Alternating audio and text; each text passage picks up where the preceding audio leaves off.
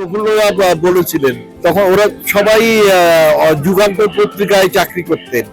যুগান্তর পত্রিকায় একদিন বিকেল বেলায় তখন বইমেলা চলছে, গিল্ড কার্ড পাঠাতো প্রত্যেক লেখককে, তখনও কার্ড এসে পৌঁছয়নি।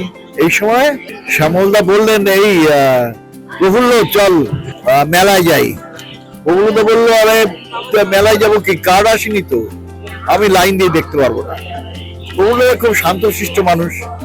আর ছিলেন একজন সুবোধ দাশগুপ্ত শিল্পী আর লেখক বরেন গঙ্গোপাধ্যায়। শ্যামলদা বলছে, তোদের কিছু চিন্তা করতে হবে না, আমি তোদের সবাইকে নিয়ে ঢুকবো, তোরা শুধু আমার সঙ্গে আয়। ওরা মেলায় গেলেন। শ্যামলদার ছিল সাদা প্যান্ট, সাদা শার্ট, কোমরে বেল্ট লাগানো, আর এই চেহারা। তো এই গেটে পুলিশ ছিল, ও তো টিকিট চেক করে ঢুকতে দিত। পুলিশকে গিয়ে বলেছে, এই চ্যাটার্জি এসছে। পুলিশ না ঘাবড়ে গেছে, চেহারা দেখে দেখে পুরো বলছে, না প্রায় স্যালিউট করার মতো। পুরো, না স্যার আমি ঠিক জানি না। বলে, তুমি জানো না চ্যাটার্জি এসছে কিনা? পুরো, না জানি না। আচ্ছা আচ্ছা, তাহলে বোধ হয় অন্য গেট দিয়ে ঢুকেছে। আচ্ছা আচ্ছা, আর তো আসার কথা।